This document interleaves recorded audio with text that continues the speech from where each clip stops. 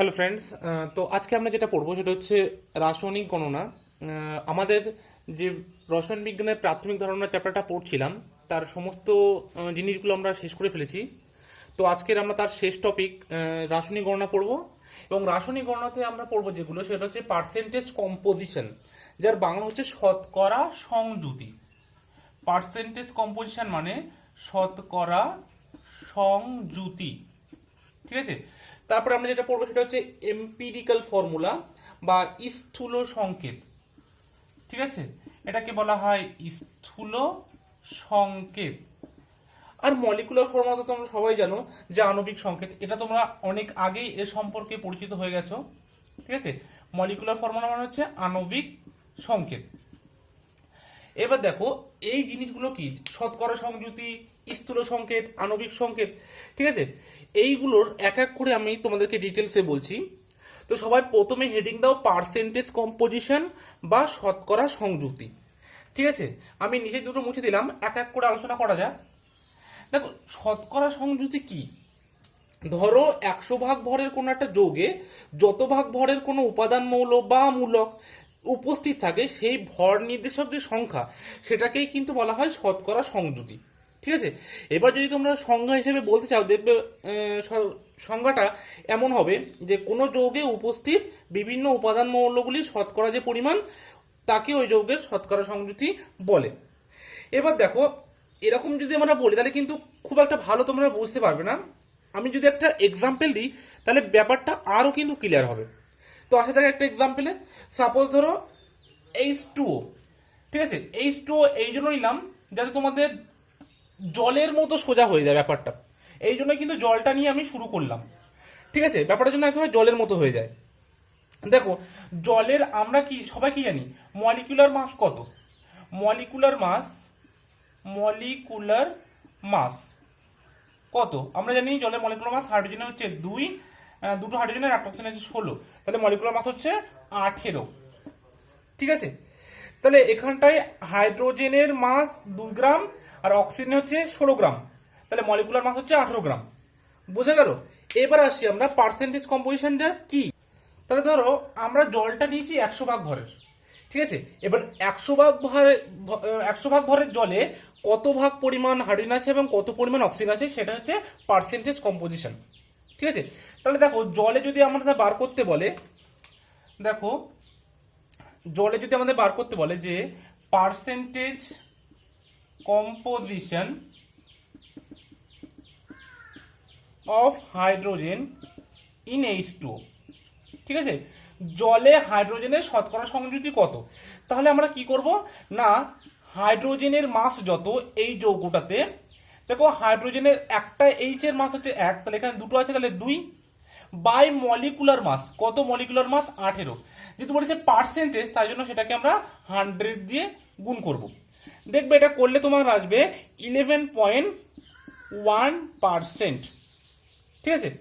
তারপর যদি বলে percentage composition of oxygen in H2O, তাহলে কি হবে, এই অক্সিজেনের ভর কত, অক্সিজেনের ভর আমরা জানি 16, ঠিক আছে, বাই মলিকুলার মাস যেটা যৌগটা দিয়েছে তার আণবিক ভরটা কত 18, যেহেতু পার্সেন্টেজ বার করতে বলেছে তাহলে 100 দিয়ে গুণ হবে এবং এটাকে দেখবে যেটা আসবে সেটা হচ্ছে 88.9%, ঠিক আছে।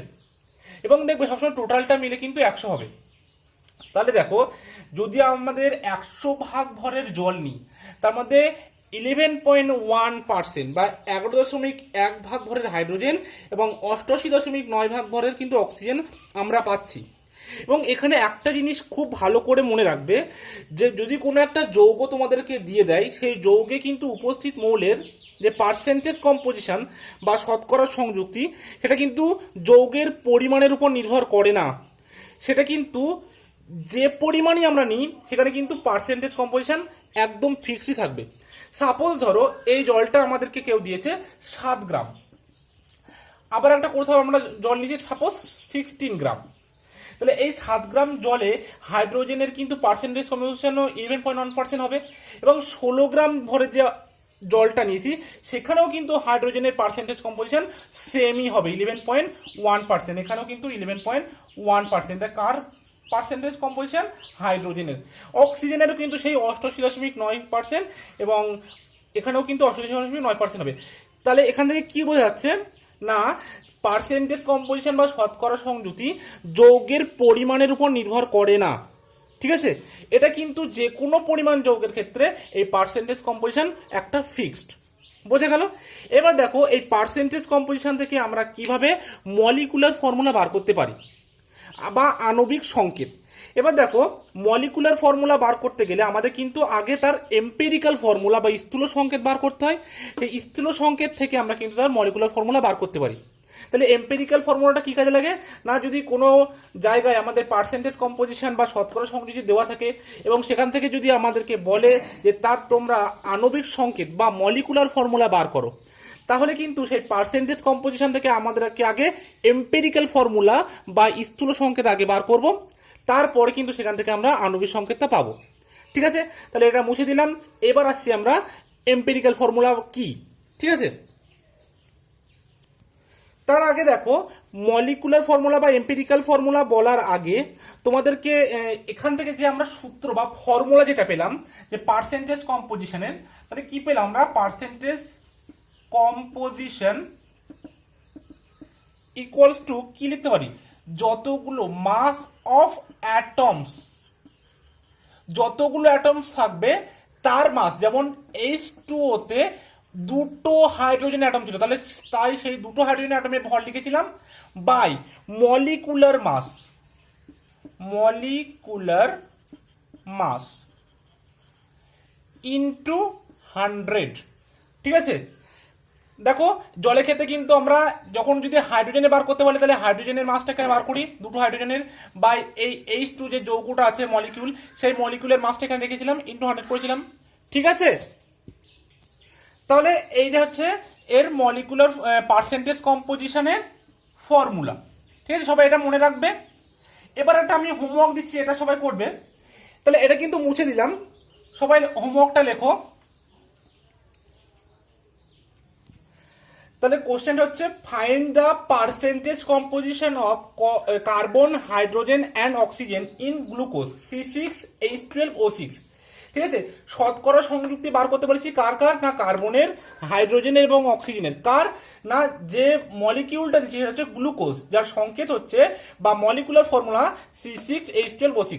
এই C6H12O6 এর প্রত্যেকটা কার্বনের পার্সেন্টেজ কম্পোজিশন বার করবে, হাইড্রোজেনের পার্সেন্টেজ কম্পোজিশন বার করবে এবং অক্সিজেনের পার্সেন্টেজ কম্পোজিশন বার করবে। এটা কিন্তু ক্লাসের আগেই করে ফেলবে, ঠিক আছে। এবার আসছি আমরা what is molecular formula and empirical formula.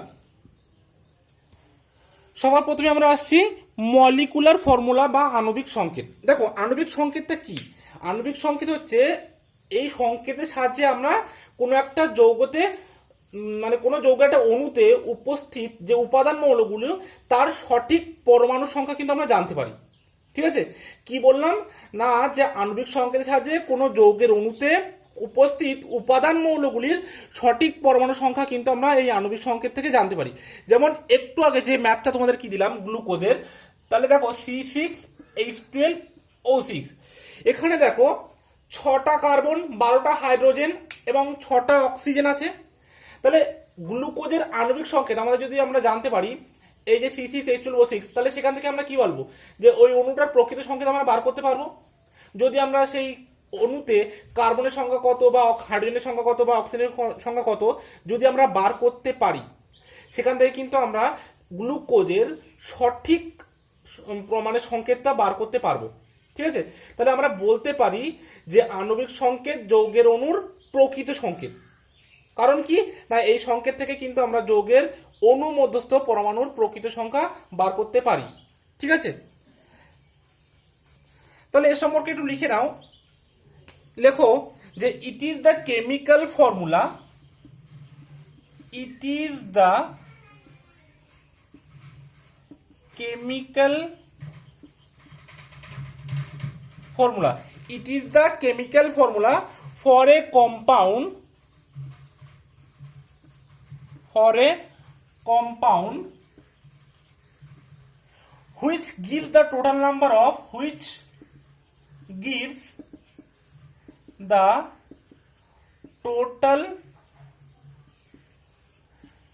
Number of atoms of each element present in the molecule. বলছে it is the chemical formula. Molecular ফর্মুলাটা হচ্ছে একটা রাসায়নিক সংকেত, যার থেকে আমরা কি জানতে পারি, কোনো একটা কম্পাউন্ডের টোটাল নাম্বার অফ অ্যাটম জানতে পারি। ঠিক আছে, of each element present in the molecule, মানে কতটা অ্যাটম আছে তাদের সংখ্যা, একটা মলিকিউলের কোন অ্যাটম কত সংখ্যা আছে সেটা কিন্তু আমরা এই মলিকুলার ফর্মুলা থেকে জানতে পারি। যেমন ধরো গ্লুকোজের মলিকুলার ফর্মুলা বলে দিল C6H12O6। তারপরে আমরা এখান থেকে কি কি জানতে পারছি, এখানে কার্বনের অণু আছে 6টা, কার্বনের অ্যাটম আছে 6টা, হাইড্রোজেনের অ্যাটম আছে 12টা, অক্সিজেন অ্যাটম আছে 6টা। ঠিক আছে, এটা আমরা মলিকুলার ফর্মুলা থেকে জানতে পারি। এবার আসি আমরা হোয়াট ইজ এম্পেরিক্যাল ফর্মুলা। দেখো এম্পিরিক্যাল ফর্মুলা বা স্থূল সংকেত, আমরা এটাকে এর দ্বারা লিখবো সবসময়, আর মলিকুলার ফর্মুলা যেটা লিখেছিলাম সেটাকে কিন্তু এমএফ দিয়ে লিখবো। ওটা আগে লেখা হয়নি, সবাই লিখে নেবে যে মলিকুলার ফর্মুলাটাকে আমরা এমএফ দিয়ে লিখবো আর এম্পেরিক্যাল ফর্মুলাটাকে আমরা ইএফ দিয়ে লিখবো। যদি বলা হয় এম্পেরিক্যাল মাস, সেখানে আমরা ইএম দিয়ে লিখবো, যদি বলা হয় মলিকুলার মাস তাকে এমএম দিয়ে লিখবো। ঠিক আছে, এবার দেখো স্থূল সংকেতটা কি। স্থূল সংকেত হচ্ছে কোনো যৌগের অণুতে উপস্থিত উপাদান মৌলগুলির পরমাণু সংখ্যাকে যদি লঘিষ্ঠ পূর্ণ সংখ্যার অনুপাতে প্রকাশ করি, তাহলে যে সরলতম সংকেত আমরা পাবো সেটা কিন্তু যৌগের স্থূল সংকেত। কি বললাম বোঝা গেল?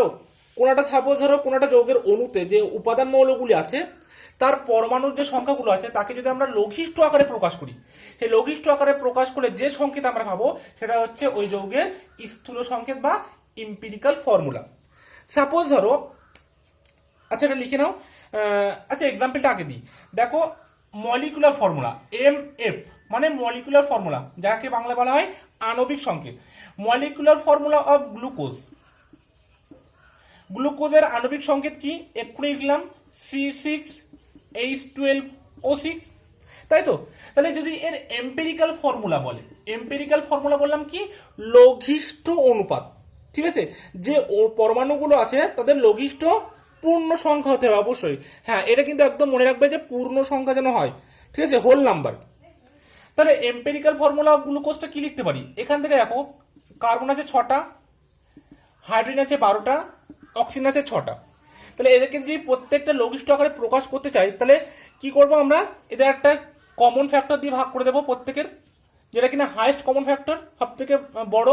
তাহলে এখান থেকে আমরা পাবো 1:2:1। এটা হচ্ছে সিম্পলেস্ট হোল নাম্বার রেশিও। ঠিক আছে, একেই বলা হয় সিম্পলেস্ট হোল নাম্বার রেশিও, এটা সব থেকে পূর্ণ সংখ্যা সরল অনুপাত। এবার দেখো তাহলে আমরা যদি বলা হয় এম্পিরিক্যাল ফর্মুলাটা কি, গ্লুকোজের যদি এম্পিরিক্যাল ফর্মুলা বলে, এম্পিরিক্যাল ফর্মুলা তাহলে এখান থেকে আমরা লিখতে পারি C1H2O1, কারণ এটা আছে 1:2:1, তাহলে 1:1, মানে কার্বন থাকবে একটা, হাইড্রোজেন থাকবে দুটো, অক্সিজেন থাকবে একটা। এটা হচ্ছে এম্পিরিক্যাল ফর্মুলা অফ গ্লুকোজ। বোঝা গেল কি? ঠিক আছে, তাহলে এটা কি লিখে নাও একটুখানি এর সম্পর্কে, এম্পিরিক্যাল ফর্মুলা লিখে রাখো। ইট is the formula, it is the formula of the compound, এটা হচ্ছে কম্পাউন্ড, ঠিক আছে, COMPD compound, which gives the number of atoms of each element present in the molecule in the simplest whole number ratio. এই কথাটা কিন্তু খুব important. ঠিক আছে, সিম্পলেস্ট হোল নাম্বার রেশিও, যদি কোনো ডেসিমেল বা ভগ্নাংশের জন্য না আসে, ঠিক আছে, সবসময় যেন একটা পূর্ণ সংখ্যায় হয়। ঠিক আছে, এটা কিন্তু মাথায় রাখবে। এবার দেখি যে কিছু ম্যাথস বা ম্যাথ করা যাক, তাহলে আমরা বুঝতে পারবো যে কিভাবে স্থূল সংকেত বার করতে হয় বা কিভাবে তোমার আণবিক সংকেত বার করতে হয়। ঠিক আছে, একটা ম্যাথ দেব, সেটা থেকে কিন্তু আমরা পুরো বিষয়টা একদম পরিষ্কার হয়ে যাবে। ঠিক আছে, আচ্ছা ম্যাথটা দেওয়ার আগে তোমাদের মলিকুলার ফর্মুলা আর এম্পিরিক্যাল ফর্মুলার মধ্যে একটা রিলেশন লিখে দিই। ঠিক আছে, তো এখানে হেডিং লেখো relation between molecular formula and empirical formula. ঠিক আছে, মলিকুলার ফর্মুলা, এখানে লেখো এম্পিরিক্যাল ফর্মুলা। আচ্ছা এখানে ধরো আমরা মলিকিউলটা লিখছি। সাপোজ মলিকিউলটা আমরা এখানে নিলাম গ্লুকোজ, আবার C6H12O6, এর মলিকুলার ফর্মুলা এটা। ঠিক আছে, এটাই। এবার এর এম্পিরিক্যাল ফর্মুলাটা কি লিখেছিলাম, এখান থেকে একটা তোমার হাইয়েস্ট কমন ফ্যাক্টর দিয়ে ভাগ করেছিলাম, হয়েছিল C1H2O1। ঠিক আছে, বা সাপোজ ধরো আমরা নিলাম C2H6, এটা হচ্ছে মলিকুলার ফর্মুলা। তার এম্পিরিক্যাল ফর্মুলা কি হবে, একে যদি আমরা 2 দিয়ে ভাগ করি তাহলে হবে C1 আর 2 3 2 6 H3। তাহলে দেখো একটা রিলেশন কি আসছে, আমরা যদি এম্পিরিক্যাল ফর্মুলা থেকে মলিকুলার ফর্মুলা বার করতে চাই, দেখো তাহলে যে ফর্মুলাটা আসছে, যে molecular formula is equal two কোন একটা ফ্যাক্টর, যেটাকে আমরা ধরো n ধরছি, ইনটু এম্পিরিক্যাল ফর্মুলা। দেখো বোঝা গেল কিনা, ধরো মলিকুলার ফর্মুলাটা যেটা নিয়েছিলাম C2H6, এই C2H6টা যে এম্পিরিক্যাল ফর্মুলা ছিল, এম্পিরিক্যাল ফর্মুলা হচ্ছে C1H3। তাহলে যে কমন ফ্যাক্টরটা দিয়ে আমরা এটাকে ডিভাইড করেছিলাম, মানে একে 2 দিয়ে একেও 2 দিয়ে, সেই দুটো যদি আমরা এখানে গুণ করে দিই, তাহলে দেখো আসছে কি C2 হয়ে যাচ্ছে, 2 1 কে 2 আর 3 2 6 H6। অনেকে এবার এটা কি এরকম ভাবেও লেখে যে C1H3 পুরোটার হোল টোয়াইস, এরকম ভাবে লেখে, সেখান থেকেও কিন্তু আসা যাচ্ছে C2 আর H6। বোঝা গেল কি, এইরকম ভাবে কিন্তু লেখা যায়। এটা হচ্ছে মলিকুলার ফর্মুলা আর এম্পিরিক্যাল ফর্মুলার মধ্যে রিলেশন। এই এনটা কি, এনটা একটা ফ্যাক্টর, যেটা কিনা 1 2 3 যে কোনো একটা পূর্ণ সংখ্যা হতে পারে। ঠিক আছে, যে কোনো একটা পূর্ণ সংখ্যা। এটা হচ্ছে মলিকুলার ফর্মুলা আর এম্পিরিক্যাল ফর্মুলার মধ্যে সম্পর্ক। ঠিক আছে, সেম ভাবে কিন্তু একই রকম ভাবে যদি আমরা মলিকুলার ওয়েট আর এম্পিরিক্যাল ওয়েটের মধ্যে তুলনা করি, ঠিক আছে, সেটাও দেখো কিভাবে হবে, সেটাও কিন্তু একই রকম। দেখো এটা মুছিয়ে দিলাম, এটা মুছছি। দেখো সাপোজ এখানে লিখছি এবার মলিকুলার ওয়েট, আর এর পাশে লিখছি এম্পিরিক্যাল ওয়েট। দেখো যে উদাহরণটা নিয়েছিলাম C2H6 এর মলিকুলার ওয়েটটা কত হবে, দেখো 2 × 12 + 6 মানে 30। আর যে এর এম্পিরিক্যাল ফর্মুলা ছিল সেটা হচ্ছে C1H3 হয়েছিল, তার এম্পিরিক্যাল ওয়েটটা কত হবে, 12 + 3 = 15। তাহলে দেখো এখানটাও দেখো molecular weight is equal to n into empirical weight. এখানে 30 হয়েছিল, 30টা কিভাবে আসছিল, 2 ইন্টু এম্পিরিক্যাল ওয়েট 15, তাহলে তো 30 আসছিল। তার মানে কি, তার মানে হচ্ছে এটাও একটা n ফ্যাক্টর, এম্পিরিক্যাল ওয়েটের সাথে n দিয়ে গুণ করলে আমরা মলিকুলার ওয়েটটা পাবো। বোঝা গেল। এবার দেখো এটা মুছে দিচ্ছি, এবার একটা যদি ম্যাথ করি তাহলে হয়তো বিষয়টা আরো পরিষ্কার হবে। কারণ যৌগের স্থূল সংকেত বার করার জন্য বা যে এম্পিরিক্যাল ফর্মুলা বার করার জন্য কিছু স্টেপ আছে, সেই স্টেপগুলো আমি পরপর বলছি এবং একটা ম্যাথের সাহায্যে, তাহলে কিন্তু বিষয়টা খুবই ক্লিয়ার হবে। এটা মুছে দিলাম এবং একটা কোশ্চেন দিচ্ছি। ও হ্যাঁ, আর একটা জিনিস বাদ গেছে, সেটা হচ্ছে যদি কোনো একটা যৌগ দেয় যেটা কিনা উদ্বায়ী যৌগ, তাদের ক্ষেত্রে কি করে, বাষ্পীয় ঘনত্বের মানটা বলে দেয়। ঠিক আছে, এই বাষ্পীয় ঘনত্ব আর আণবিক ভরের মধ্যে সম্পর্ক হচ্ছে আণবিক ভর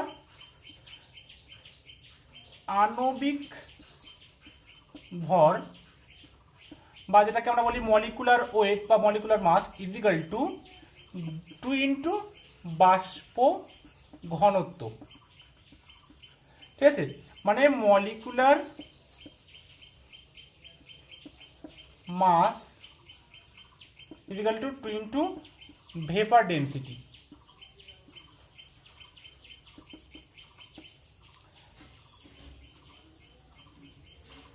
ঠিক আছে, molecular mass is equal to 2 into vapour density, মানে আণবিক ভর সমান 2 ইন্টু বাষ্প ঘনত্ব।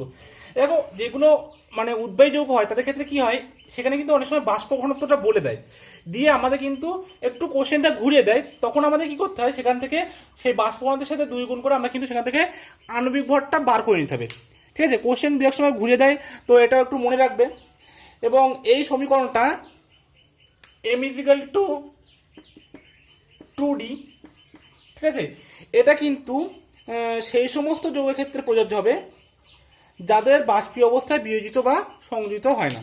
ঠিক আছে, আচ্ছা অত জানার দরকার নেই, যদি কোনো জায়গায় তোমাদের বাষ্প ঘনত্ব বলে দেয় তাহলে এই সূত্র দিয়ে সেখান থেকে আণবিক ভরটা বার করে ক্যালকুলেশনটা করবে। ঠিক আছে, এবার কোশ্চেনটা লেখো। কোশ্চেন লেখো, ইন এ কম্পাউন্ড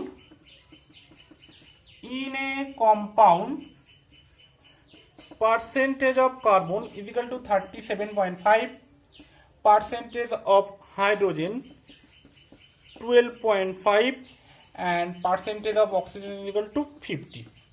ঠিক আছে, এবার হচ্ছে বলেছে যে find empirical formula and molecular formula if molecular mass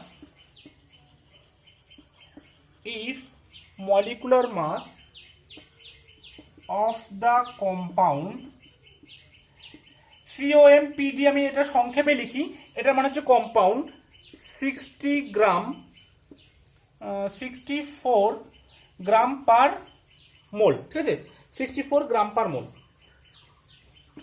তো দেখো ম্যাথটা করার জন্য আমি একবার স্টেপ বাই স্টেপ বলি। প্রথমে দেখো যে এলিমেন্টগুলো দিয়েছে, প্রথমে লিখবে এলিমেন্ট, এরকম একটা টেবিল করবে। ঠিক আছে, তাহলে খুবই সুবিধা হবে। তারপরে যে পার্সেন্টেজটা দিয়েছে সেই পার্সেন্টেজটা লিখবে। এই পার্সেন্টেজটা অ্যাকচুয়ালি কি, যে 100 গ্রাম ভরের মধ্যে কত গ্রাম ভর আছে। ঠিক আছে, এটা কিন্তু একটা ভরের রেসপেক্টে।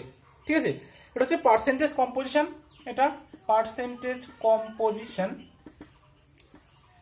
3 নম্বর যেটা লিখবে সেটা হচ্ছে যে এলিমেন্টগুলো দিয়েছে তাদের অ্যাটমিক ওয়েট। ঠিক আছে, তারপর তাদের অ্যাটমিক রেশিও বার করবে। এগুলো দেখবে বইতে এক একটা পয়েন্ট করে লেখা আছে পরপর। ঠিক আছে, যে পদ্ধতিতে পরপর স্টেপ ওয়াইজ লেখা আছে। তারপরে কি করবে, তাদের সিম্পলেস্ট রেশিও বার করবে, সিম্পলেস্ট রেশিও। ঠিক আছে, এটা কিন্তু অবশ্যই হোল নাম্বার হওয়া চাই। ঠিক আছে, দেখো এবার এখানে কি কি দিয়েছে, কার্বন দিয়েছে, হাইড্রোজেন দিয়েছে আর অক্সিজেন দিয়েছে। কার্বন দিয়েছে তোমার 37.5, হাইড্রোজেন দিয়েছে 12.5 আর অক্সিজেন দিয়েছে তোমার 50। ঠিক আছে, কার্বনের অ্যাটমিক ওয়েট হচ্ছে 12, হাইড্রোজেনের 1, অক্সিজেনের 16। এবার অ্যাটমিক রেশিওটা কি, অ্যাটমিক রেশিওটা অ্যাকচুয়ালি একটা মোল রেশিও। ঠিক আছে, যেটা হচ্ছে অ্যাটমিক যেটা দিয়েছে ওদের শতকরা সংযুতি। ঠিক আছে, এই যে পার্সেন্টেজ কম্পোজিশন, অ্যাকচুয়ালি এটা কিন্তু একটা অ্যাটমিক ওয়েট, তাহলে এটা বাই এটা হচ্ছে অ্যাটমিক রেশিও 37.5 বাই 12, এটা হচ্ছে 12.5 বাই 1 আর এটা হচ্ছে 50 বাই 16। ঠিক আছে, এবার দেখো এগুলো যদি ক্যালকুলেশন তোমরা করো তাহলে এটার মান যেটা বার হবে সেটা হচ্ছে 3.125, মানে 3 বারং 36, 15, 12 কে 12, 125। এটাও আসবে দেখবে যেটা আসে 12.5, 12.6 হবে। আর এটা হচ্ছে তোমার 3×3 = 48, 16 কে 16, 3.125। ঠিক আছে, এগুলো তোমরা একটু ক্যালকুলেশন করে নেবে। এবার দেখো এগুলো তো সব ভগ্নাংশ আসছে, কিন্তু এদেরকে আমাদের সিম্পলেস্ট রেশিওতে নিয়ে যেতে হবে।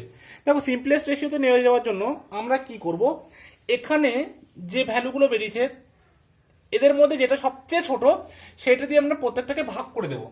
ঠিক আছে, 3.125 সব থেকে ছোট, তাহলে প্রত্যেককে আমরা 3.12 দিয়েই ভাগ করবো। 3.125 বাই 3.125 ইজিক্যাল টু 1। 12.5 বাই 3.125, তাহলে 3 × 4 = 12, তাহলে আসবে 4। আর 16, 3 × 48, 3.125 বাই 3.125 ইজিক্যাল টু 4। কি করেছি আমরা, প্রত্যেকটা যেটা সব থেকে ছোট প্রত্যেকটা কিন্তু ওই সেই সংখ্যাটা দিয়ে ভাগ করেছি এদেরকে। ঠিক আছে, করে আমরা একটা হোল নাম্বার পেয়ে গেলাম। ঠিক আছে, এটা কখনো কখনো গুণও করতে হয়, যদি সেটা ভগ্নাংশ আসে, যদি কোনো সংখ্যা এখানে দেখাচ্ছে এটাও ভগ্নাংশ এসছে, তখনও কিন্তু আমরা কোনো একটা সংখ্যা দিয়ে গুণ করব। ধরো এটা এসছে সাপোজ 1 এসছে, একটা এসছে 1.5 এসছে, একটা 2.5 এসছে, 2.5। তাহলে আমরা প্রত্যেকটাকে 2 দিয়ে গুণ করবো, তাহলে হবে 2, এটা হবে 3, এটা হবে 5। ঠিক আছে, এটাকে আমাদের হোল নাম্বার রেশিও আনতে হবে। হোল নাম্বারে এটা হচ্ছে মানে মেন কথা, যদি সেটা পয়েন্ট আসে সেটা দেখতে হবে ভাগ করে আসছে বা গুণ করলেও আসছে কিনা, সেটা তোমাদের নিজে থেকে করতে হবে। ঠিক আছে, এবার দেখো এখান থেকে যে আমরা সিম্পল রেশিওটা পেয়ে গেলাম, এখান থেকে কি হলো, আমরা এম্পেরিক্যাল ফর্মুলা পেয়ে যাব। ঠিক আছে, এম্পেরিক্যাল ফর্মুলাটা কি দেখো, তাহলে এম্পেরিক্যাল ফর্মুলাটা কি আমি এখানে লিখছি, যে এম্পেরিক্যাল ফর্মুলা ইজিক্যালটা আমরা পেলাম কার্বন পেলাম 1, তাহলে লিখলাম C1, আর হাইড্রোজেন পেলাম 4, তাহলে H4, আর অক্সিজেন পেলাম কত, ও সরি এখানে অক্সিজেন 1 হবে O1। এটা হচ্ছে এর এম্পেরিক্যাল ফর্মুলা। ঠিক আছে, এবার কিন্তু এগুলো মুছছি। এবার এম্পেরিক্যাল ফর্মুলা থেকে দেখো কিভাবে মলিকুলার ফর্মুলা বার করা হয়, সেই relation molecular formula is equal to n into empirical formula. এবার কি দেখো, এনটা তো আমরা জানি না, তাহলে আবার এনটা কি জানি, এন ইজ যে molecular weight is equal to n into empirical weight. এবার মলিকুলার ওয়েটটা তো বলে দিয়েছে 64 গ্রাম পার মোল, তাহলে এনটা আমরা কি বার করবো, n is equal to molecular weight বা এম্পেরিক্যাল ওয়েট। এবার দেখো মলিকুলার ওয়েট বলেছে 64, আর এম্পেরিক্যাল ওয়েট এখান থেকে বার করবো, কার্বনের হচ্ছে তোমার 12, হাইড্রোজেনের 4, প্লাস অক্সিজেন হচ্ছে 16, তাহলে 16 আর 12 28 আর 4 32, তাহলে 64/32 ইজিক্যাল টু 2। ঠিক আছে, তাহলে এখান থেকে আমাদের এনটা বেরিয়ে গেল 2, তাহলে molecular formula is equal to 2 into empirical formula আমরা এখানে পেয়েছি C1H4O1, তাহলে হচ্ছে C2H8O2, এটা হচ্ছে এর মলিকুলার ফর্মুলা। দেখো সব বোঝা গেল কিনা। এবং এখান থেকে যদি আমরা ক্যালকুলেশন করি তাহলে কিন্তু আমরা দেখবো যে এর যে মলিকুলার ওয়েট 64 গ্রাম পার মোল, এটা বলে দিয়েছিল কোশ্চেনে, এখান থেকে কিন্তু পেয়ে যাবো। এর দেখো 24, এর হচ্ছে 8, এর হচ্ছে দেখো 32, 32 আর 8 40, 40 আর 24 64, দেখেছো একদম কিন্তু মিলে গেল। ঠিক আছে, এইভাবে কিন্তু আমরা করতে পারি। কিছু হোমওয়ার্ক দেবো, সেগুলো অবশ্যই করবে। আজকে এই পর্যন্ত থাকলো।